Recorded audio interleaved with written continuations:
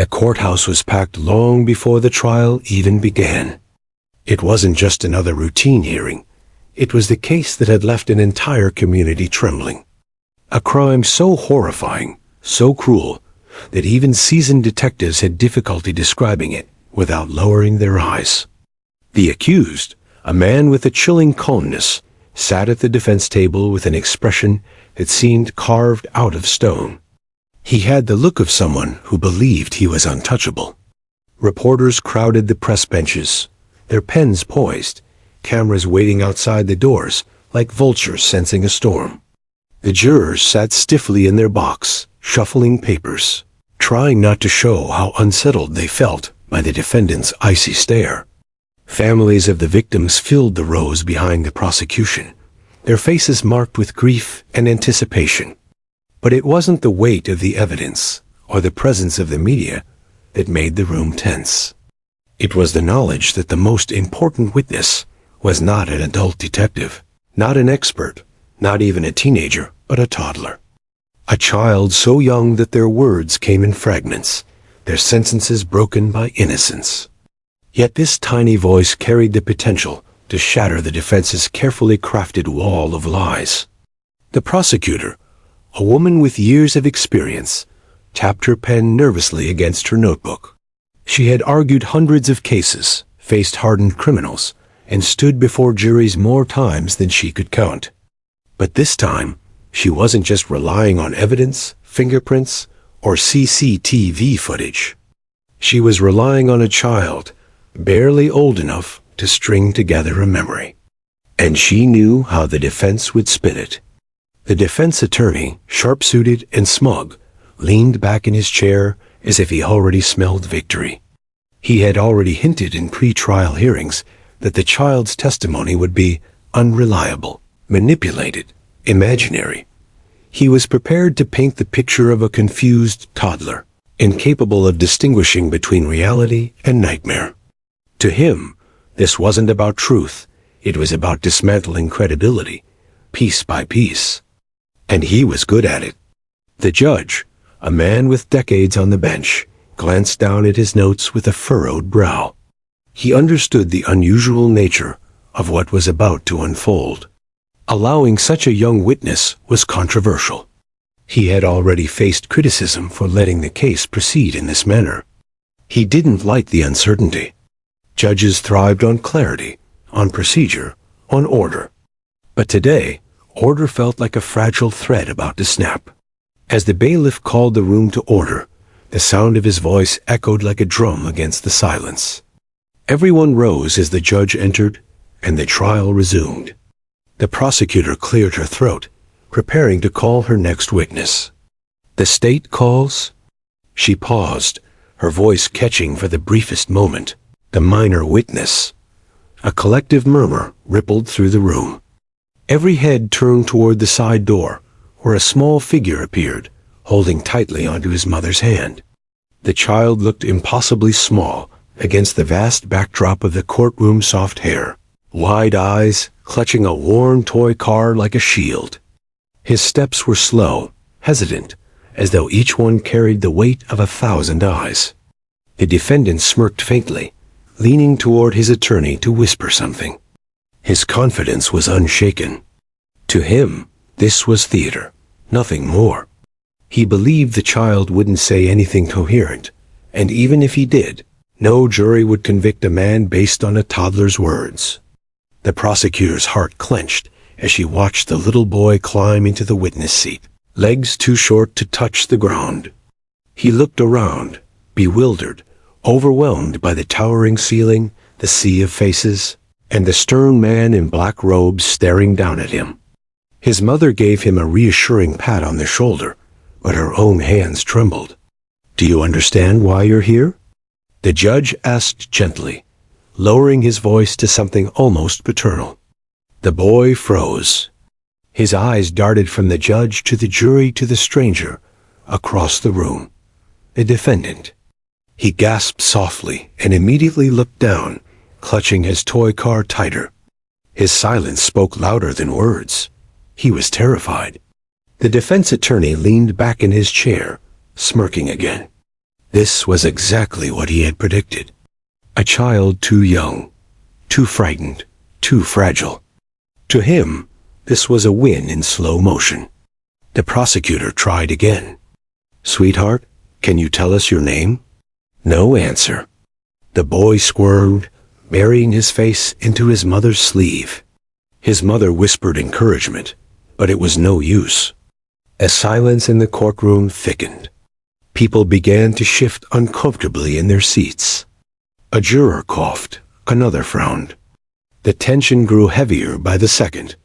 The defendant's grin widened. His eyes glinted with victory. The prosecutor exchanged a desperate glance with the judge. She knew if the child couldn't speak, her case might collapse. The child was the key. Without him, the defense could create enough doubt to let a guilty man walk free. She bit her lip, her mind racing for a way to break through the fear. Then, in the stillness of that suffocating moment, the bailiff opened the side door again. The sound of claws clicking softly against the marble floor broke the silence. A figure entered, large, graceful, and commanding in presence. It was a German shepherd, his coat shining under the fluorescent lights, a badge strapped proudly to his harness. At his side walked a police handler, calm and steady, holding the leash with practiced ease. The entire courtroom turned. Whispers broke out, growing louder with each step the dog took toward the witness stand. Even the jurors leaned forward, curiosity bright in their eyes. "What is this?" The defense attorney barked, springing to his feet. "Your Honor, this is outrageous, bringing in a dog? This is a courtroom, not a circus." The judge raised a hand for silence. His expression was stern, but there was a flicker of compassion in his eyes as he explained, "This K-9 unit has been trained to provide comfort for children and vulnerable witnesses. If this child is to testify, he may need support. The court will allow it." The defense attorney sat down, grumbling under his breath, but his confidence faltered slightly. He hadn't expected this.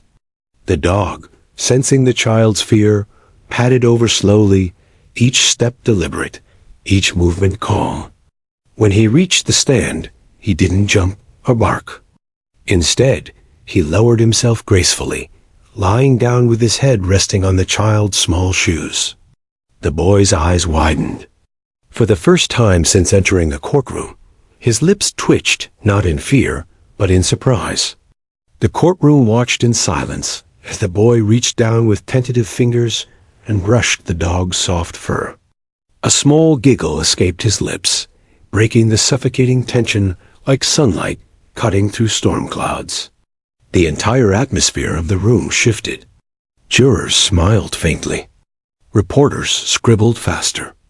Even the judge's shoulders seemed to relax. The prosecutor felt her chest swell with hope. For the first time in weeks, the boy didn't look at the defendant. He looked at the dog. And in that look, something fragile but powerful was born: trust. The defendant's smirk faded. He shifted uncomfortably, realizing the ground beneath him was no longer as solid as he thought. And just like that, the trial had changed. The air in the courtroom had shifted the moment the German shepherd padded in, his claws clicking rhythmically against the polished floor.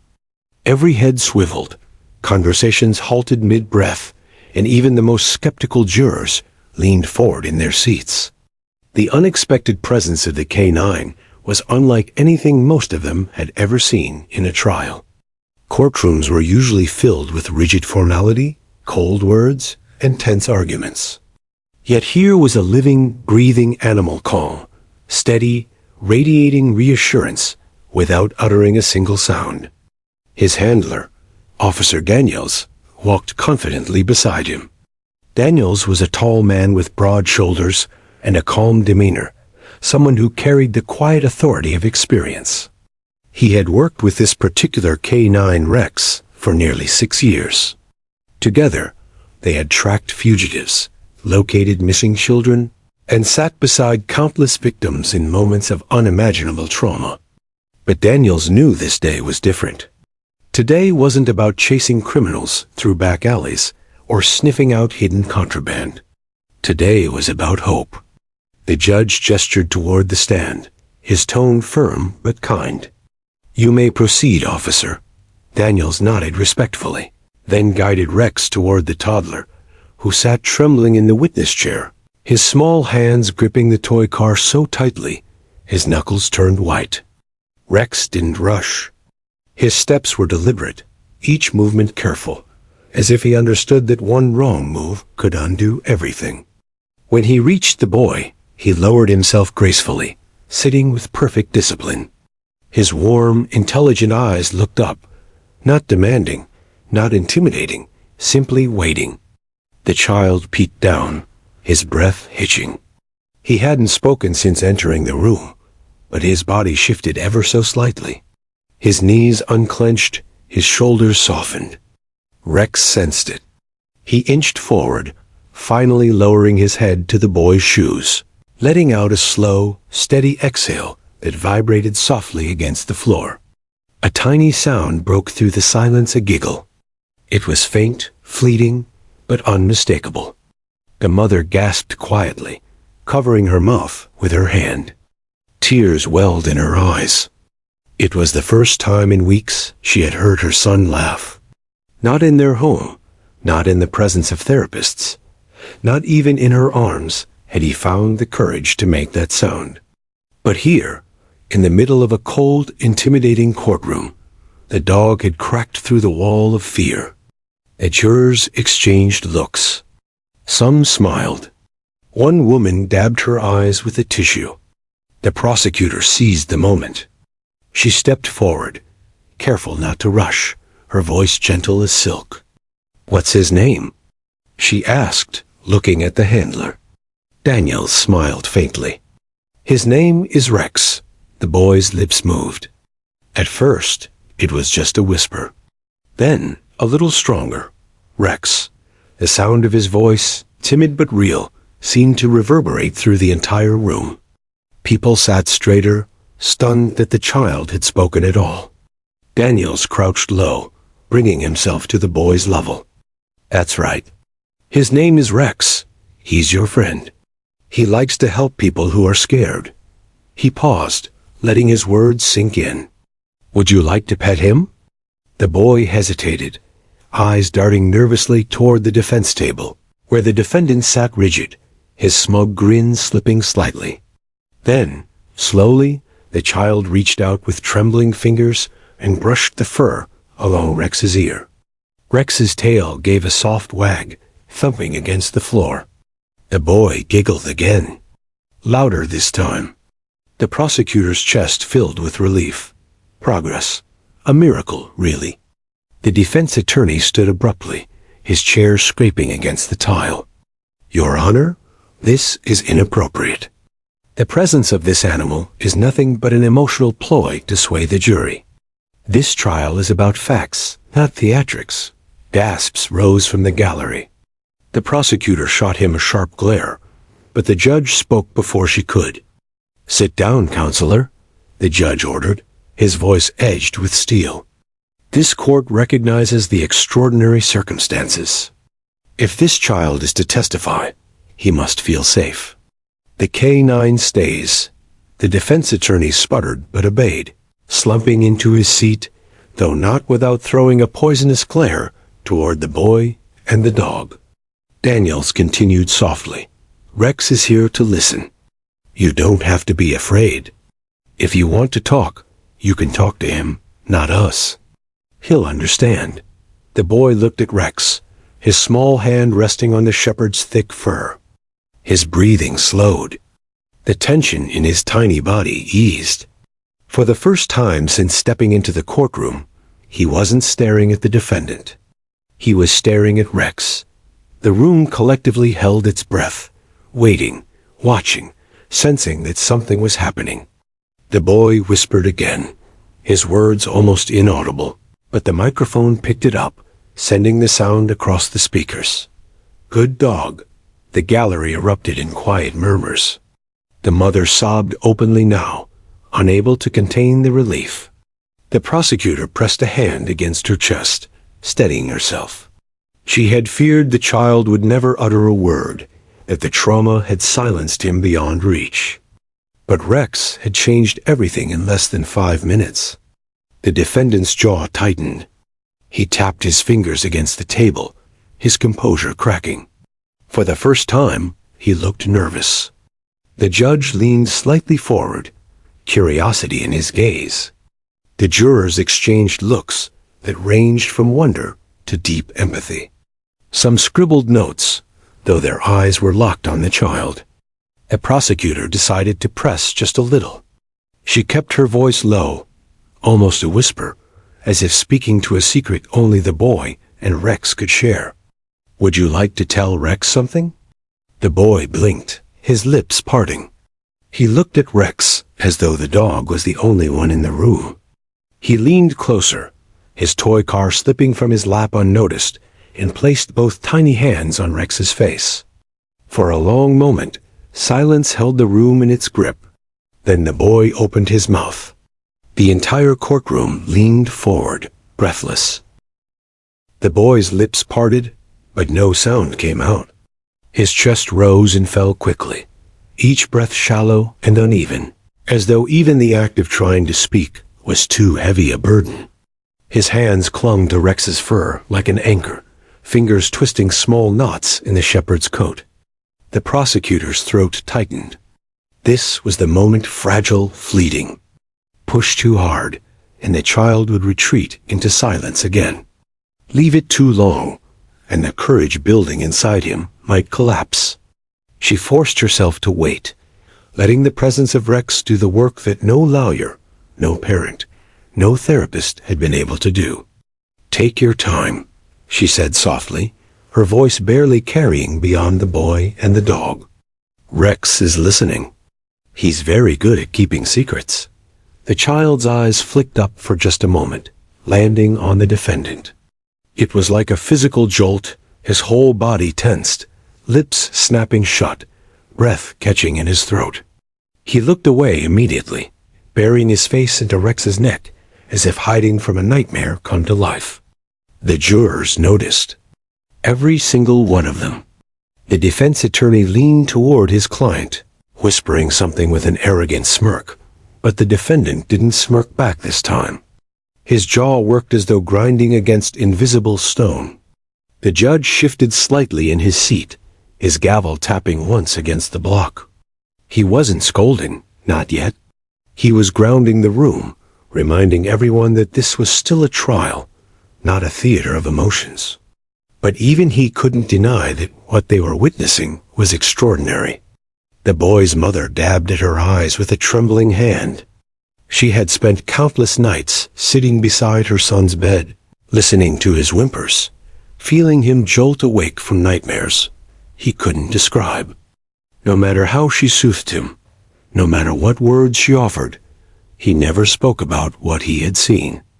And now here he was surrounded by strangers, sitting in a chair that looked far too big for him, on the cusp of saying something that might finally bring justice. But the fear was real. For the boy, the courtroom wasn't just a room. It was a stage where shadows loomed, where the man who had terrified him sat only feet away, eyes boring into him like icy daggers. Even at his young age, he recognized that man. He remembered his face, his voice, his hands. The memory was carved into his mind like scratches on glass. The prosecutor knew she couldn't ask direct questions yet. She needed to let the boy's own memories guide him forward. So she tried a different approach. "Do you remember when you first met Rex?" she asked gently. The boy nodded, his cheek still pressed against the dog's fur. "Did you like him right away?" Another nod. His lips twitched again, the faintest hint of a smile. "What did you think when you saw him just now?" The boy whispered something, muffled against Rex's coat. The microphone barely caught it, but it was enough. Safe. The word rippled through the courtroom like a shockwave. The mother sobbed openly now, clutching her chest. Jurors exchanged looks that ranged from heartbreak to determination. Even the judge's stern mask cracked, his eyes softening. But the defense attorney was quick to pounce. "Objection," he barked, springing to his feet. "The child is clearly being led. These questions are nothing but suggestive prompts." The judge hesitated, then shook his head. "Overruled. The court will allow the witness to continue in this manner." The defense attorney sat down hard, muttering under his breath, though his client's expression was worse tight, pale, shifting uneasily in his chair. The prosecutor pressed on, her voice as calm as a lullaby. "You feel safe with Rex, don't you?" The boy nodded again, his fingers still gripping the shepherd's fur. "Would you like to tell Rex what you saw?" "You don't have to tell me. Just tell him." The boy lifted his head slightly, his eyes wide and glistening with tears. For a long moment, he seemed to wrestle with something inside him. His small lips trembled, and when he finally opened his mouth, what came out wasn't words, but a sound, a tiny, broken sob.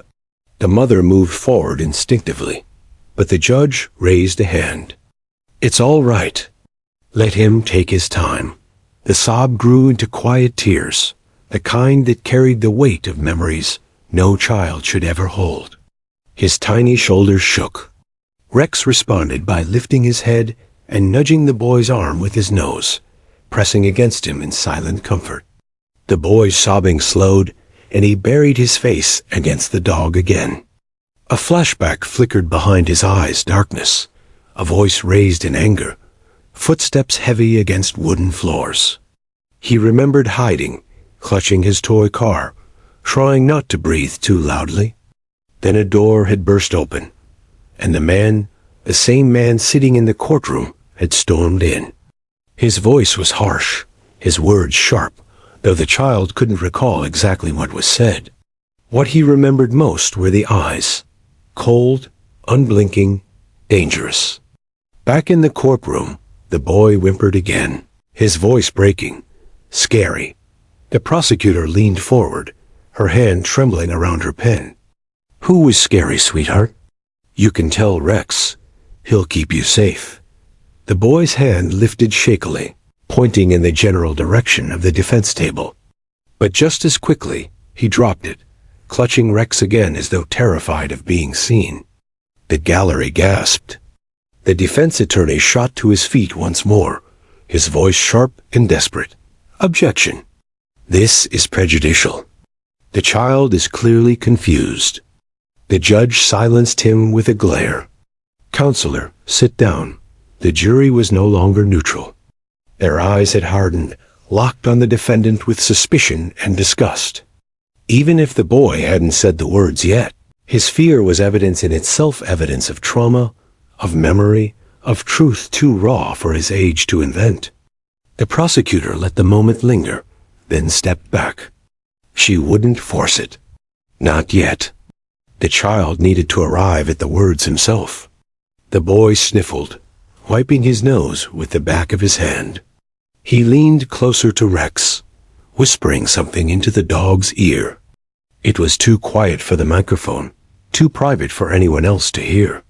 But when he pulled back, his face had changed. He wasn't smiling, not exactly. But there was a steadiness there, a courage beginning to take root. The prosecutor caught the shift. So did the mother. So did the jury. The defendant, however, had lost his grin entirely. His eyes narrowed, his posture stiff, as if bracing for something he could no longer control. The boy stroked Rex's fur once more, then looked up past the judge, past the prosecutor, past the gallery. His gaze landed directly on the man at the defense table. His lips trembled. His tiny voice quivered. And for the first time, the courtroom heard the edge of truth breaking free. The silence in the courtroom was so heavy, it seemed to press down on everyone's shoulders.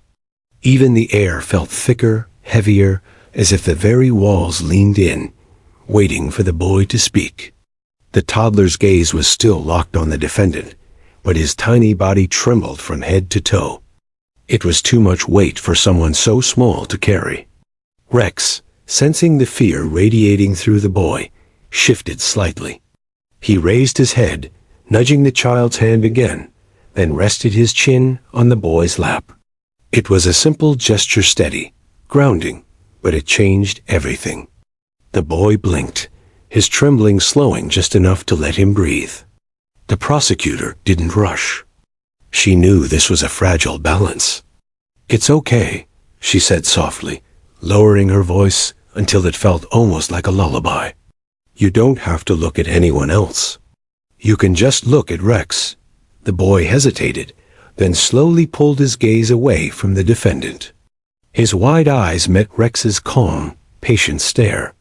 The dog didn't flinch, didn't push. He simply was a steady presence, silent but reassuring.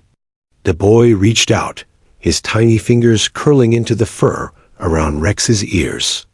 The handler, Officer Daniels, crouched lower, his tone equally gentle. "Rex likes to listen. You can tell him anything. He won't tell your secrets to anyone else. Not unless you want him to." The boy's lips parted, a soft puff of air escaping. His throat worked as if words wanted to come, but were still caught inside. His mother leaned forward slightly, her hands clenched together, tears sliding down her cheeks. She knew how much courage this moment required. The defense attorney rolled his eyes dramatically, muttering just loud enough for the jury to hear. "This is ridiculous. We're letting a dog cross-examine the witness now?" The judge snapped his gaze toward him, gavel tapping once with sharp finality. "Counselor, enough." The attorney bit back his retort, but his expression betrayed his frustration. He was losing control of the narrative, and he knew it. The jurors weren't watching him. They weren't even watching the prosecution anymore. Their eyes were glued to the boy and the dog, because in that fragile connection, something profoundly human was unfolding. The boy stroked Rex's fur in slow, shaky motions. Each pass of his small hand steadied him a little more. Finally, in a whisper so faint the microphone barely caught it, he said, "Good dog." The sound seemed to break the dam. The gallery released a collective breath. Jurors smiled faintly, some wiping away quiet tears. Even the judge's stern expression softened, his eyes reflecting a glimmer of warmth. Encouraged, Daniels leaned closer. "That's right. He's a very good dog. And he likes it when people tell him stories. Do you want to tell him a story?" The boy tilted his head, considering. Then he whispered, "About the man?" The prosecutor's pulse jumped. This was it. This was the opening. "Yes, sweetheart," she said softly. "If you want to. You don't have to tell us. Just tell Rex. He's listening." The boy pressed his forehead against Rex's, his small nose buried in the dog's fur. He took a shaky breath, then another. His voice cracked when he tried to speak again, but the words still came halting, fragmented, but unmistakable. "Big, scary man." The courtroom erupted in hushed gasps. The mother's hand flew to her mouth, her body trembling with sobs. The jurors exchanged stunned glances, some nodding slowly, as though they had just witnessed something irrefutable. The defendant's composure fractured. He shifted violently in his seat, his hands clenching the table, eyes narrowing into slits. The smugness that had carried him this far vanished, replaced by something rawer anger, fear. The defense attorney leapt up instantly, shouting, "Objection! Leading, prejudicial. This is not a reliable witness." But the judge didn't slam his gavel this time. He simply held up a hand and said firmly, "Overruled." "The record will show the child's statement." The prosecutor's heart hammered. It wasn't the full truth yet. The boy hadn't said the words they all needed to hear. But the wall of silence was breaking. Every small phrase, every tremor of courage, was building toward something bigger. The boy continued stroking Rex's fur, whispering to him, as though no one else existed. "Bad voice," he murmured, his face scrunching in remembered fear. "Loud, hurts. His small hands gripped tighter, clutching Rex as though anchoring himself in the present. Daniels stroked Rex's back, steadying both dog and child. "You're very brave," he told the boy. "Rex is proud of you." The toddler's eyes lit faintly at that. Proud. It was a word he understood. A word he longed to hear. He sat a little taller in the oversized chair, though his tiny frame still looked swallowed by it. The prosecutor glanced at the jury. They weren't scribbling notes anymore. They weren't attached observers. They were leaning in, their empathy pulling them closer to the child's truth. The boy sniffled and rubbed his eyes with the back of his hand. Then he did something no one expected. He lifted his small finger and pointed. Not vaguely this time. Directly. Straight at the defendant. The courtroom froze. The defense attorney shouted again, his voice shrill with panic. "Objection! This is outrageous." But before the judge could respond, the boy's voice broke through the tension, clear and simple, spoken directly to Rex. "Bad man." The words weren't loud, but they carried the weight of an avalanche. Gasps echoed through the courtroom. The mother sobbed uncontrollably, collapsing against the rail. The prosecutor's eyes brimmed with tears she refused to let fall. And the jurors, every one of them, sat stunned, the two words sinking into their bones. The defendant's face went pale. His hands shook as he slammed them against the table. His attorney tried to calm him, but the damage was already done. Those two words hung in the air, undeniable, unforgettable. The judge, after a long silence, finally spoke. His voice was steady, but the weight behind it was clear. "Let the record reflect the witness's identification." The defense attorney tried again, desperate now. "He's a toddler. He doesn't know what he's saying. He's confused, manipulated." But no one was listening anymore, because everyone had already heard the truth. The boy buried his face into Rex's fur again, whispering softly, as if sealing the moment between them. "Good dog?" And in that whisper, the entire course of the trial shifted. The words still lingered in the air like smoke, impossible to clear away. "Bad man?"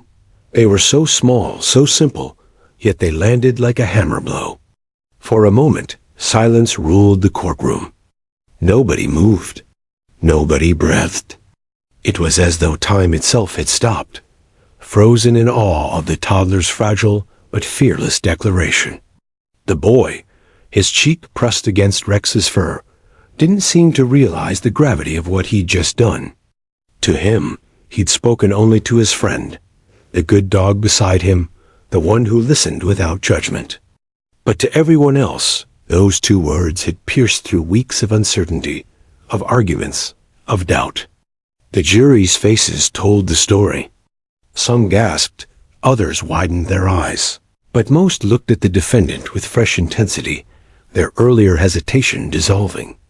A single sentence from the lips of a child had cut through the defense's wall of doubt.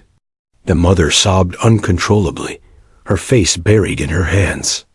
Relief and grief mixed in her cries, relief that her son had finally spoken, grief that he had ever needed to. The prosecutor's chest ached as she watched. This wasn't just testimony. It was a child's truth, raw and unshakable. But across the aisle, the defense attorney exploded from his seat. "Objection!" He bellowed, slamming his palm against the table. His face flushed red, veins straining in his neck. "Objection, Your Honor. This is outrageous. That child's statement is hearsay. It's prejudicial. It's unreliable. He doesn't even understand what he's saying." The judge held up his hand, his stern eyes narrowing. "Counselor, you will control yourself. I will not stand here and let the foundation of our justice system be undermined by baby talk." The defense attorney barked, sweat shining across his forehead. He gestured wildly at the child. "He's 2 years old. 2. He doesn't know the difference between truth and imagination. He could be pointing at anyone, me, you, the bailiff, and you'd still claim it's valid testimony. The judge's gavel slammed down once, echoing like thunder. Enough! His voice carried such weight that even the defense attorney froze. This court will recognize the child's statement for the record. The jury will give it whatever weight they deem appropriate. The defense attorney shook his head violently, muttering under his breath. He knew what the jury had just witnessed, and he could see it slipping through his fingers. Meanwhile, the prosecutor stood slowly, her face calm but her heart hammering with adrenaline.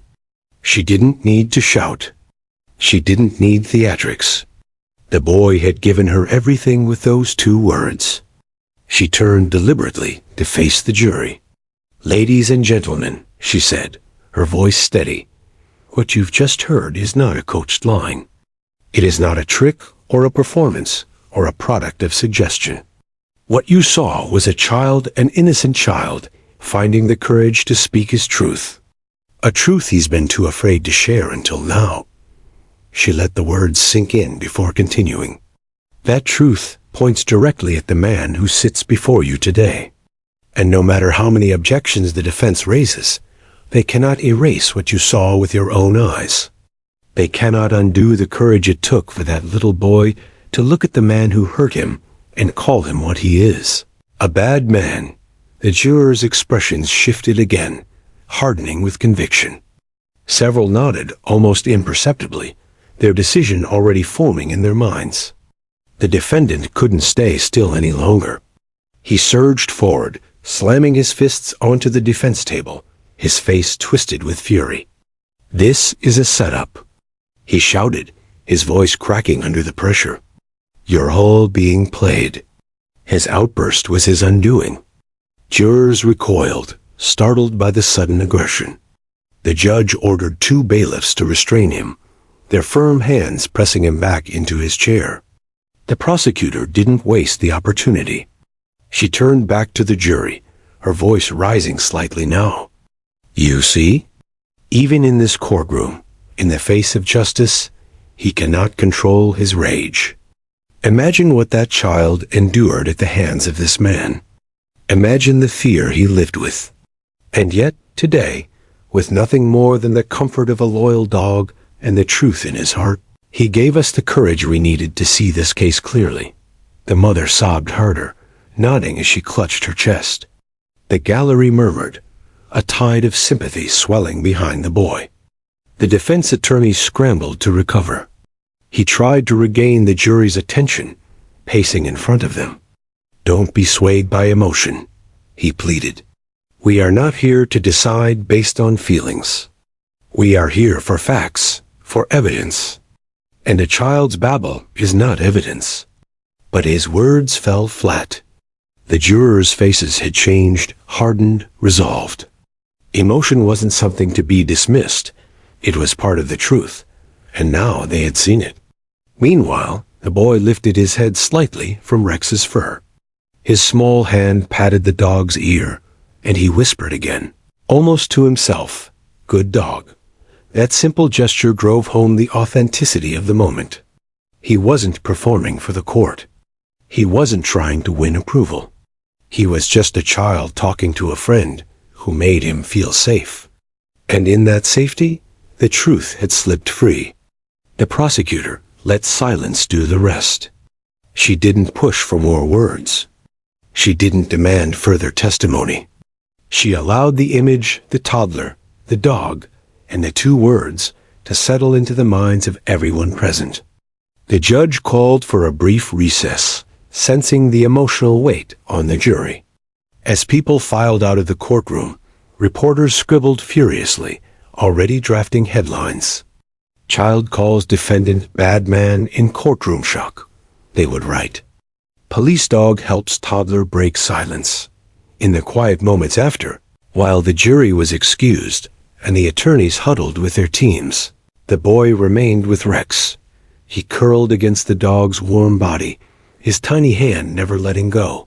His mother knelt beside him, stroking his hair, her tears finally slowing. "You were so brave," she whispered. "Mommy's so proud of you." The boy blinked sleepily, his little voice soft but sure. Rex proud too, and though the trial was far from over, everyone in that courtroom knew the case had just shifted forever. The defense could object 1,000 times. They could argue law and precedent until their voices went hoarse. But they couldn't take back the look on that child's face. The trembling finger pointed at the man in shackles, or the 2 words that had sealed his fate. 2 words that had changed everything. The courtroom never felt the same after those 2 words.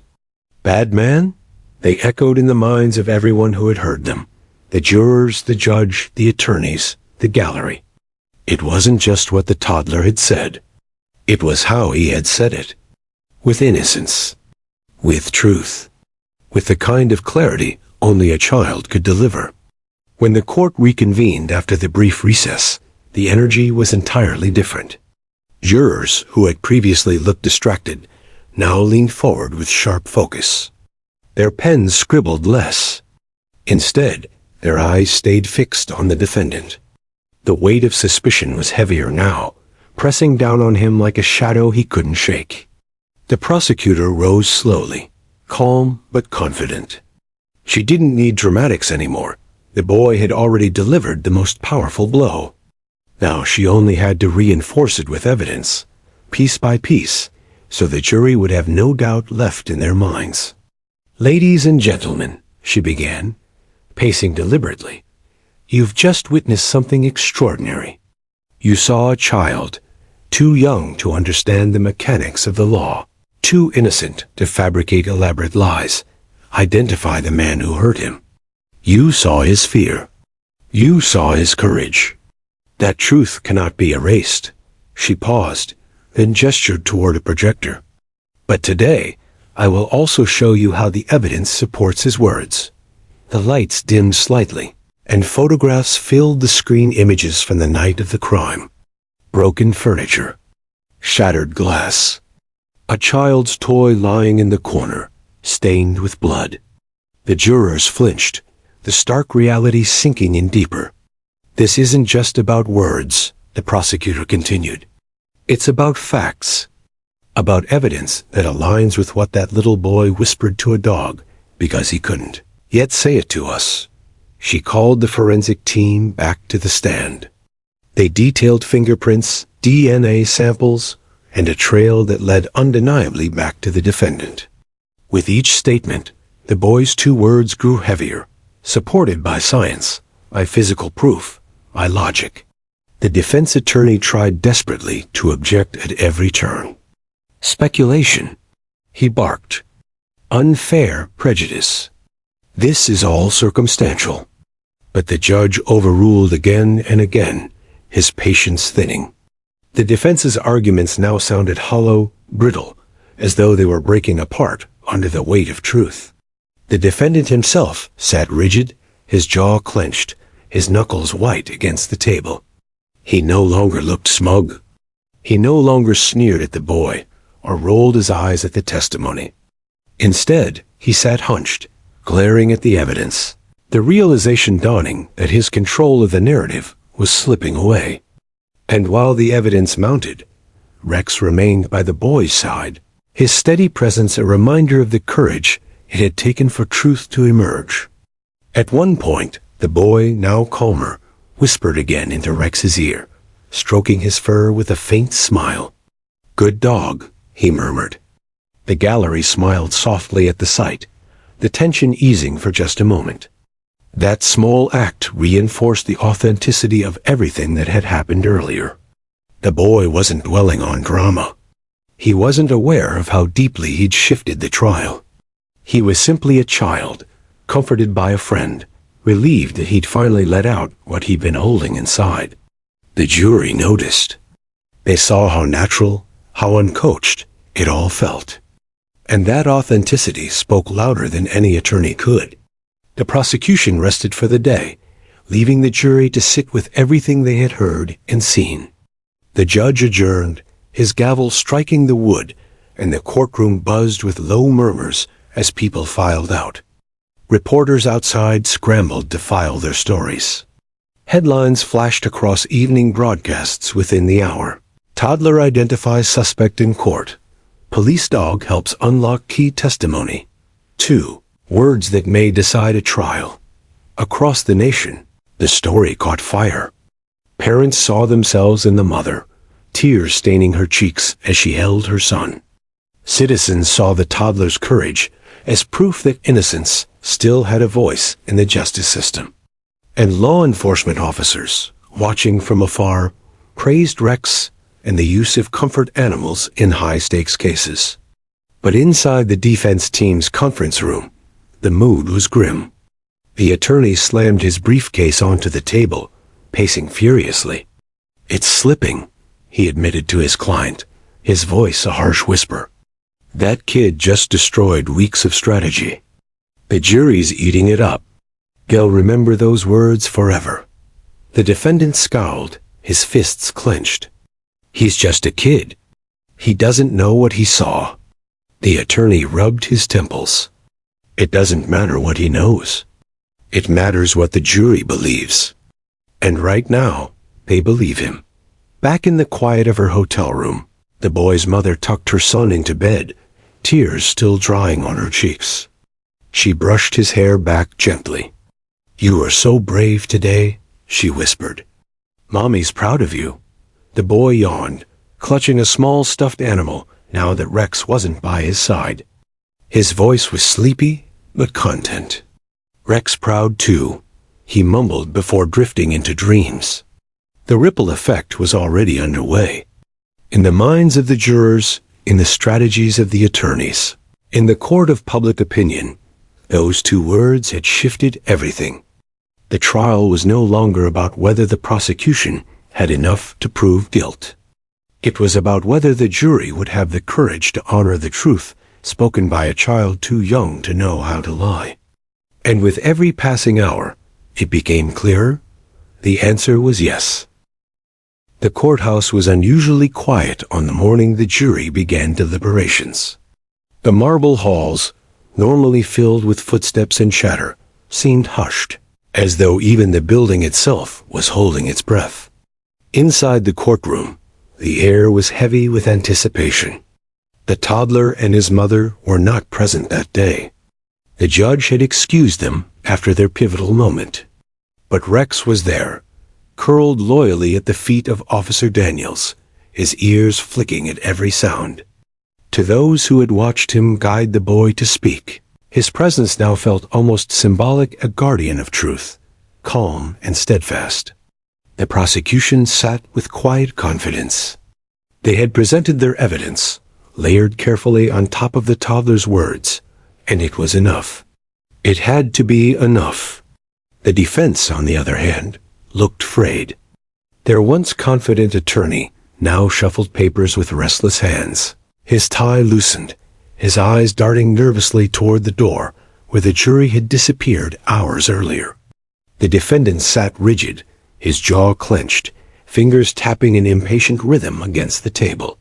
His face betrayed what his lawyer wouldn't admit aloud: fear. In the jury room, 12 men and women sat around a long table, papers and notes scattered between them. For many, the deliberation felt less like a discussion of evidence and more like a reflection on the 2 unforgettable words: "Bad man." "He's just a child," one juror said, shaking her head, but you could see it in his face. That wasn't rehearsed. That wasn't something he was told to say. He meant it. Another leaned forward, arms crossed. And it wasn't just the words. It was how he pointed, how he clung to that dog. You could feel the fear and the truth in him.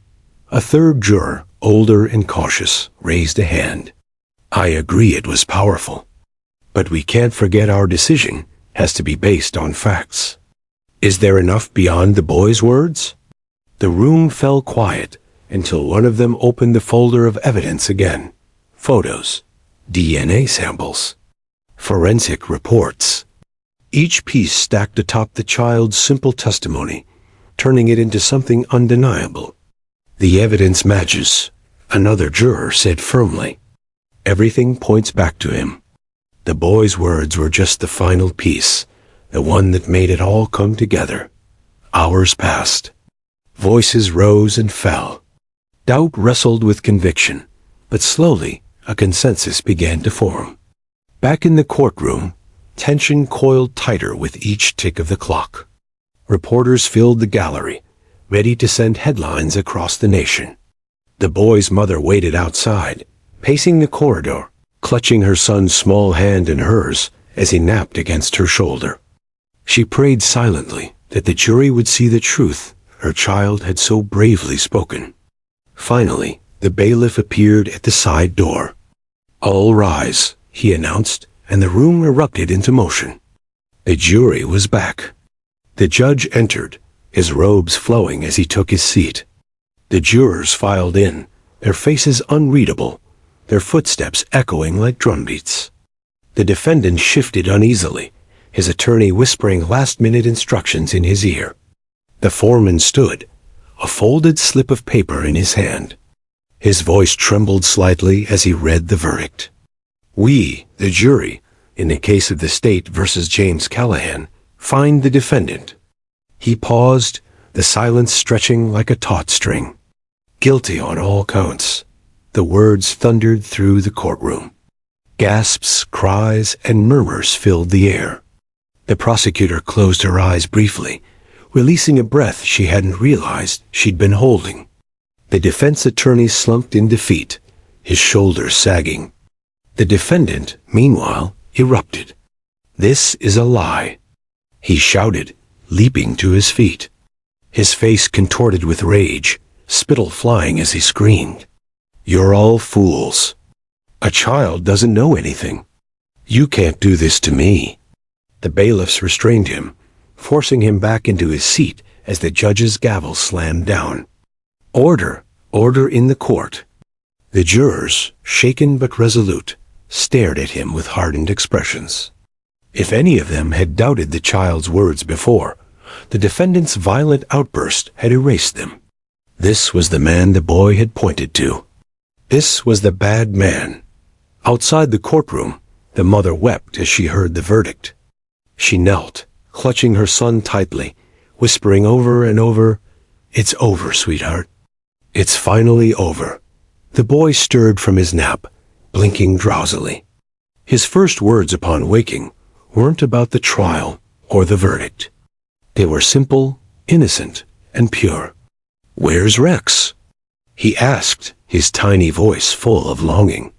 Later that afternoon, Officer Daniels brought Rex to see him one last time. The boy squealed with joy, wrapping his little arms around the dog's neck.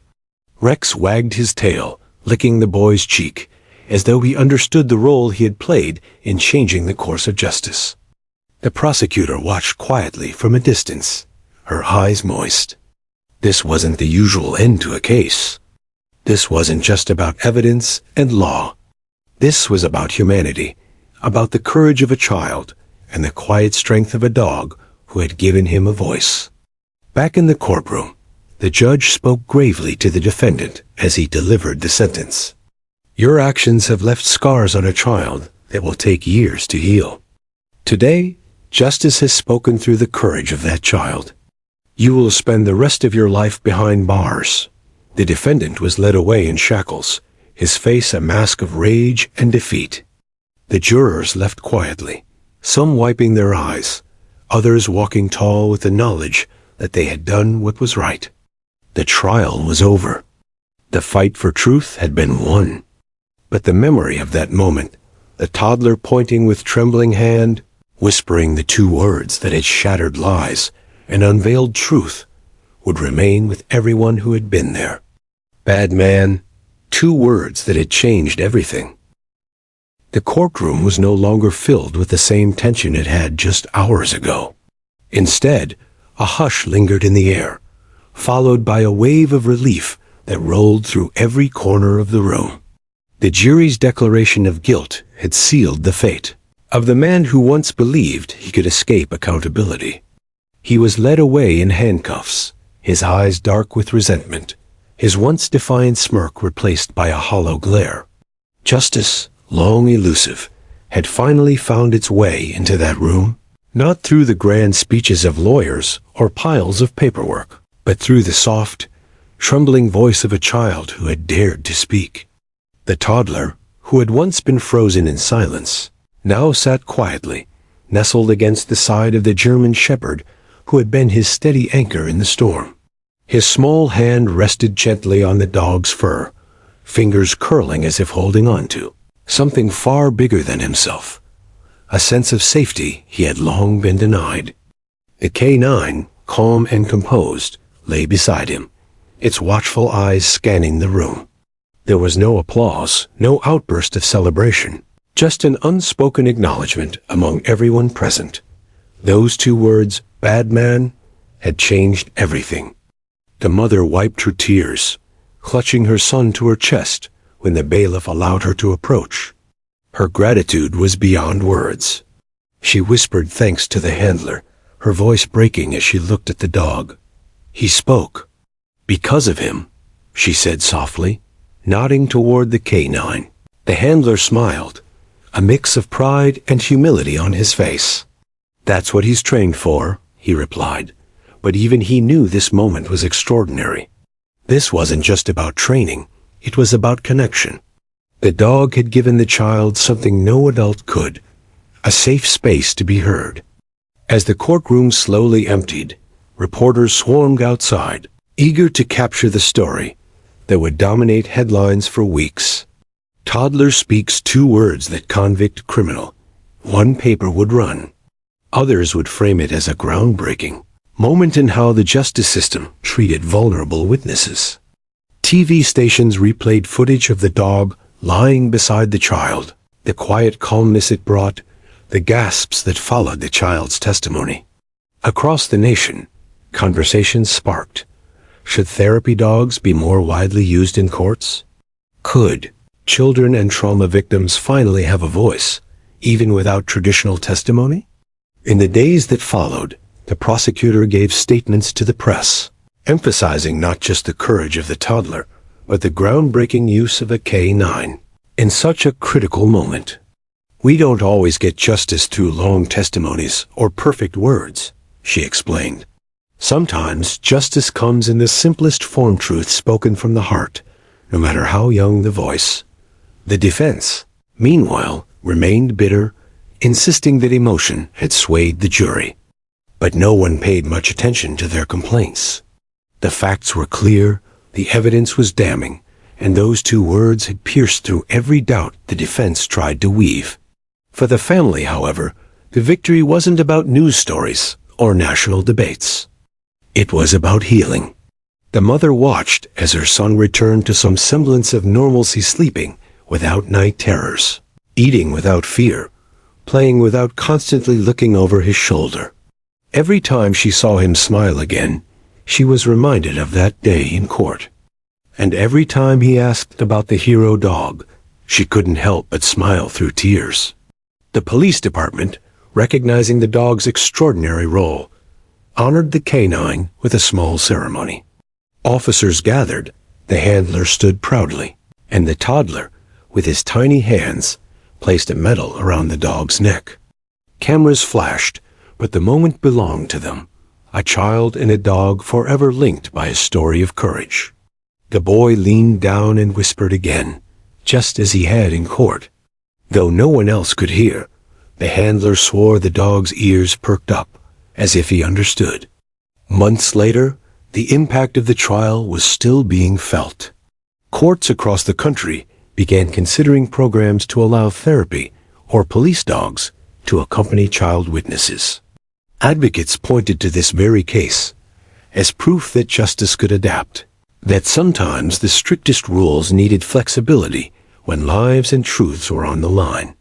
Judges cited it in discussions, law schools analyzed it, and families who had once felt powerless took hope from it.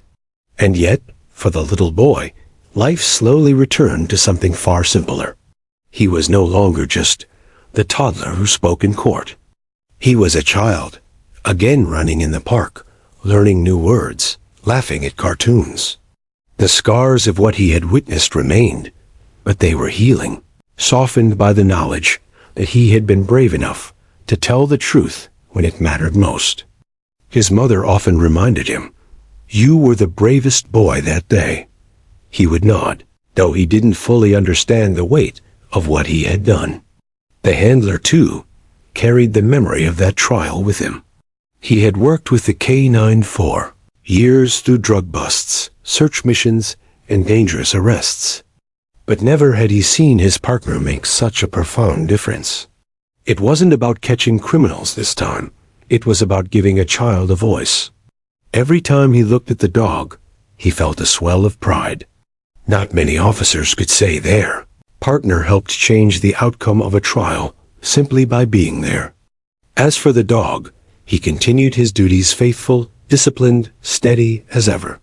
But those who knew him swore he carried himself differently after that trial, as if he knew he had done something more than his job.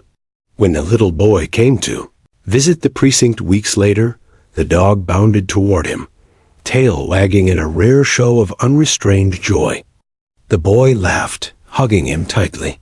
"Thank you," he whispered again, his small voice echoing the sentiment of everyone who had witnessed that extraordinary day.